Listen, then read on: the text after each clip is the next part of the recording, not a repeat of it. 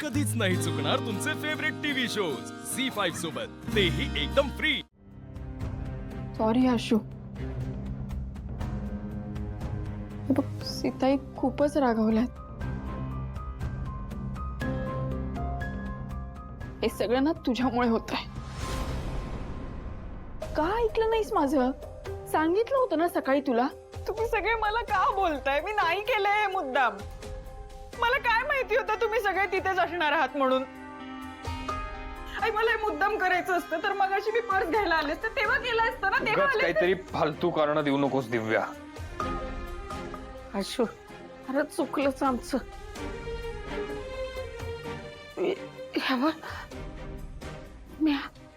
म्या माफी मागते तुमची। आजी तुम्ही प्लीज सॉरी नका म्हणू, प्लीज। तुमची काही चूक नाहीये त्याच्यात। हा मग मी सॉरी म्हणते। सॉरी सॉरी सॉरी एवढं इनफ आहे? थोबाड बंद ठेव। आजी आज शांत हो। हे बघ आशू, शिवा, मी काय म्हणते, तुम्ही दोघं घरी जा बरं का। हो सीताईला आणि रामभाऊसनी समजावून सांगा जरा। आम्ही माफी मागितली त्यांची म्हणून सांगा तेच नाही। सांगतो आम्ही सांगतो, तू काळजी नको करूस। तू शांत हो। आई बरोबर बोलतायत, तुम्ही जा दोघंही घरी। इथे काय करायचं ना ते मी बघते। चला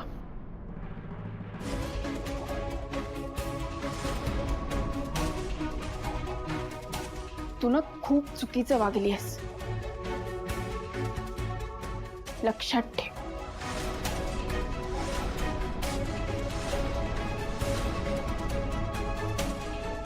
चल आशू।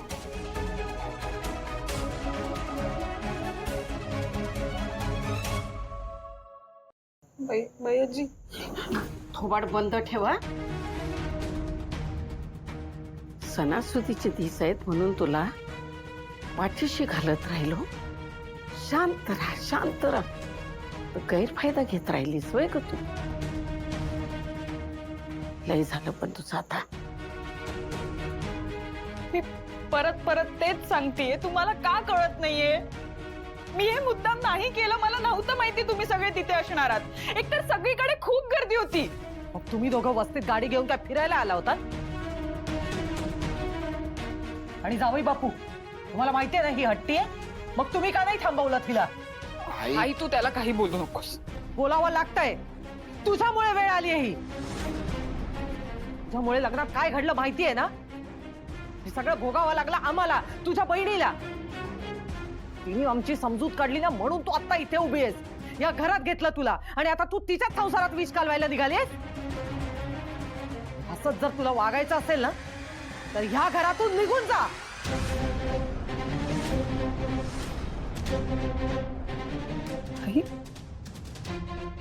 काय बोलतीयस? मुलगी आहे तुझी मी, मग याचा भान तूही ठेवायला हवंस।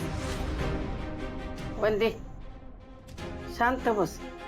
अगं जे झालं ते झालं, ते बोलून काय फायदा होणार आहे काय? गाढवा पुढं वाचली की तर कालचा गोंधळ बरा होता असली होत आहे। आई आई, तुम्ही ज्या गोष्टी केल्यात ना त्याचं गांभीर्य हिला सुद्धा कळायला हवं। वंदे, अगं आता काय बोलून उपयोग होणार आहे काय त्याचा? शांत राहा। हे बघ दिव्या, आत्ता जी वागलीस ना ते शेवटचं।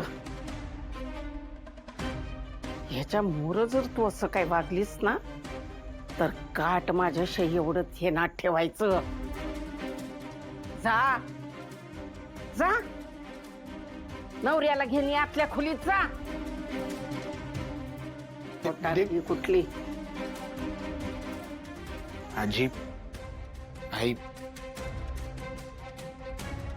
सॉरी, मी बोलतो। जा, बायकोच्या मागणं जा की।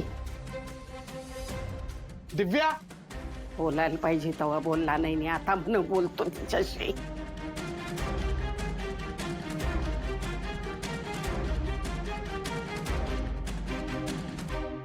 नंदी शांत हो ग. समजा व्यवस्थित होईल का? आई कशी शांत हो मी? सगळ्यात शिवानीची काय चूक आहे हो? आता कुठे तिचा संसार सावरायला लागलाय, त्यात हे सगळं घडलं. काय होईल होती ते?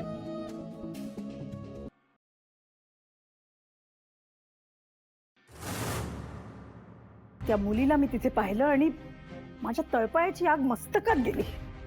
आणि मला त्याहूनही जास्त वाईट ह्याचं वाटतंय की आशू तिथे होता ती असताना, आणि त्यानेही आपल्याला काही कळू दिलं नाही.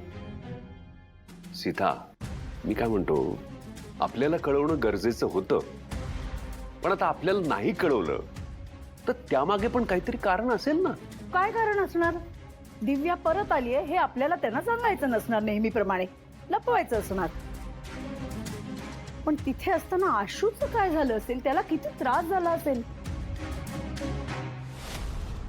वहिनी, शिवा उगाच नाही लपवणार, आणि जे काही झालंय ना त्याची जाणीव आहे तिला. कसली जाणीव? काही जाणीव वगैरे नाही आहे तिला. आपल्या बहिणीने आशू सोबत काय डाव खेळला याची थोडी जरी जाणीव असती ना तिला, तर आपल्याला सांगणं दूरच, तिने त्या दिव्याला घरात सुद्धा घेतलं नसतं. आणि जरी ती दिव्या तिथे राहत असती ना, तरी तिने आशूला तिथे थांबू दिलं नसतं. पण काय केलं तुमच्या लाडक्या सुनेने? तिला हवं तेच केलं जे ती नेहमीच करत आली आहे. आणि आता अजूनही तुम्हाला तिची बाजू घ्यायची आहे का? कौतुक करायचंय का? कीर्ती, जरा थांब. सीताई, शिवाने आपल्याला हे सगळं सांगितलं नाही, त्यामागे ना नक्की काहीतरी कारण असेल. अगं, आपण जर एकदा ऐकून घेऊया ना तिचं, प्लीज. हो, घेऊया ना ऐकून. पण काय काय ऐकून घ्यायचं तेही एकदा सांगा सगळे. उर्मिला, त्या मुलीमुळे, त्या दिव्यामुळे आशूला किती त्रास झाला हे पाहिलंच ना तू. लक्ष्मण भाऊजी, भर लग्नात आपल्या सगळ्यांच्या माना कशा खाली गेल्या हे पण तुम्ही पाहिलंत ना. त्या मुलीच्या एका चुकीमुळे मला न आवडणारी व्यक्ती शिवा आपल्या घरात सून म्हणून आली. एवढं सगळं झालं आणि तरी सुद्धा मी ऐकायचं, हो ना? आणि ती शिवा, ती या सगळ्याला जबाबदार आहे. दिव्या तिथे असताना आशूला तिने तिथे राहूच कसं दिलं? आणि बरं, एवढे दिवस आशू तिथे होता, एक संधी नाही मिळाली तिला आपल्याला सगळं हे सांगायची? तुम्ही सगळे नेहमी तिची बाजू घेता, पण तिला त्याची पुरेशी जाणीव आहे असं मला नाही वाटत. पण हे तुमच्या कधी लक्षात येणार देव जाणे. त्यामुळे तुमच्यापैकी कोणीही तिची बाजू घेतलेली मला नकोय. जे काय विचारायचं ना ते मी विचारेन तिला. तुमच्या सगळ्या प्रश्नांची उत्तरं द्यायला मी तयार आहे.